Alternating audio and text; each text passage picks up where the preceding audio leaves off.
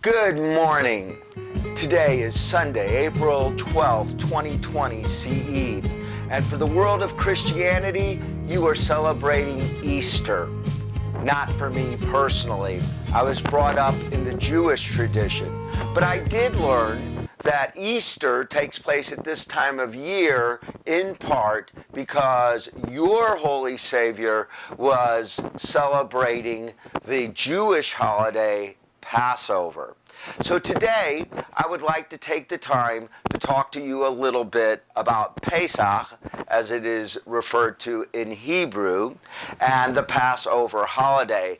But more importantly, I want to go ahead and talk about fried matzahs. I have everything I need here to prepare the meal for fried matzahs.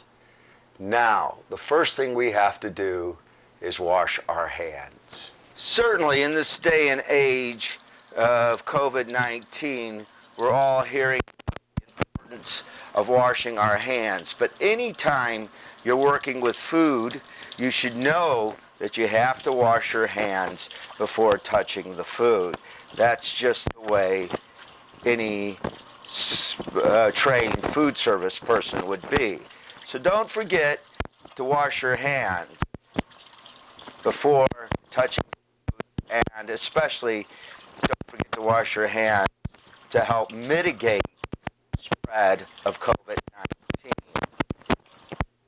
Having had hands washed, the next thing I'm going to do for our fried matzah is put a bowl of water so that I can wet some of the matzah before we go on to fry it. So why matzah at Passover? Well, matzah is unleavened bread. And as the story goes in Judaism, the Jews who were slaves in the land of Egypt were not given time to get out of the country and enough time to cook bread. So when they left, their provisions were matzah. So matzah is unleavened bread. And that's why matzah at this time of year. As you can see, I'm breaking up some of the matzah into pieces and putting them into this water to soak. The reason I'm soaking them in the water is the matzah has to be pliable. I have to be able to put it into egg batter, and that's so that I can fry it. So when I do my eggs, I'm just going to do them just like I would do any scrambled egg mix. I'm going to take 4 or 5 eggs. I'm going to crack them open just like that. 1, 2, 3, 4. Let's go with 5. That seems like a good amount. 5 eggs. I'm going to take these 5 eggs and I'm going to go ahead and use a fork. Not that fork. That fork went on the ground. Get a clean fork. You don't use utensils that are on the ground. Get a fork, and I'm going to just beat the eggs just like I would if I was scrambling them. And the reason I do that is because I'm going to take the matzah, remember, the unleavened bread, because the Jews were escaping from Egypt where they were in bondage in the land of the Pharaoh. And Pharaoh would not let my people go. So I've got my mix here, just like that. Now when I make scrambled eggs, I actually use a little bit of milk. So we want to have our matzah wet so it's pliable. But my mom says don't drown it. So I don't want to drown it. I just want it pliable. And the reason I want it pliable is because I'm going to fry it. And I'm going to go ahead and spray this pan with some cooking spray like this. turn it on to medium heat.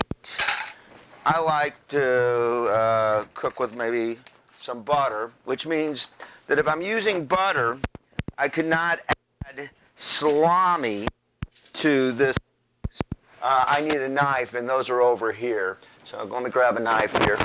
So I'm going to go ahead and use just a little bit of butter in the frying pan, in addition to the cooking spray, to give it some additional flavor. Now, the thing to remind, in Judaism, you cannot mix milk and meat. And that comes from a passage in the Torah which says you should not cook a calf in its mother's milk. And that's how the rabbis, the rabbinical scholars, determined that you shouldn't mix milk and meat. Now, historians have concluded that it might have also been a wise thing when it comes to modern medicine or modern cooking, because back in the day, they all had what kind of pots, pans, and dishware? Wooden. And wooden dishware is porous. And porous dishware contains bacterial elements, can hold on to things. And when it holds on to things, mixing the milk and meat could have perhaps, meaning could have, perhaps caused bacterial infections to occur. So we didn't want to mix milk and meat because it was just unhealthy. Now, that tradition has continued, and it does come from the passage, thou shalt not cook the calf in his mother's milk. Now, I'm going to go ahead and take my wet matzah, and I'm going to begin to just dip it like I would French toast in the egg batter. I'm going to throw it into the frying pan just about like that. You just want to be able to get it in the egg batter.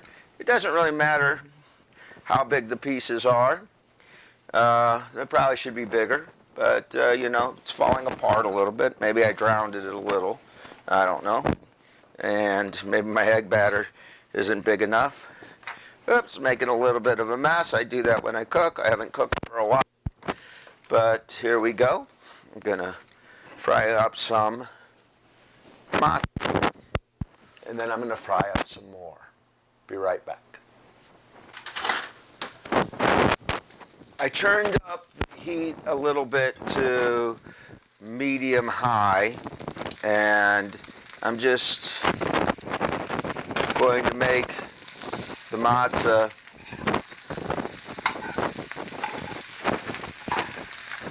golden brown, a little bit crisp, about like this.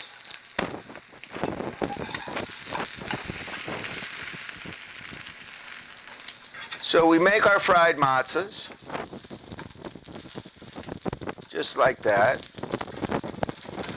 And as they fry a bit, I'm going to put them on a plate so I can eat them. And because I cooked them with butter, as I said before, I won't be adding salami to the mix. I could still add wok if I want, but I am going to choose to eat my fried matzahs with syrup, kind of like eating a pancake dish. So I'm going to go ahead and get these all sizzling good. Put them a little crisp. So Passover is a time that the Jews commemorate their escape from bondage, as well as remember the plagues that God brought against their oppressors, and the miracles as well. If God had not parted the Red Sea, according to tradition, the Jews would not have escaped, nor would Pharaoh's army been drowned.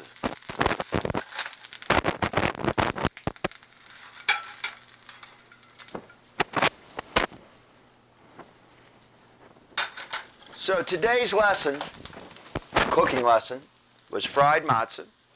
And the reason for it is it's Passover, unleavened bread, due to the escape from bondage by the Jews who were slaves in the land of Egypt.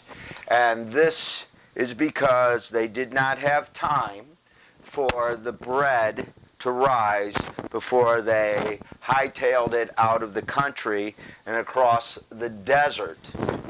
I am Bradley Tolpen. Today is April 12th, 2020, CE. Some of you are celebrating Easter that takes place around the time of the Jewish holiday Passover. For those that you are, happy Easter. I'm sure you believe in the resurrection or you would not be Christians.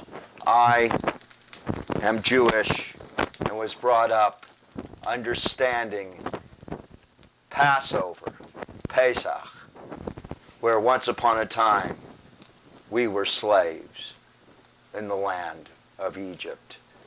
And God sent Moses to let my people go. I'm going to go ahead and put a few pieces on my plate here, just like this. The bigger the pieces, the more you have to cut. The smaller the pieces, the easier it is to shovel into your mouth.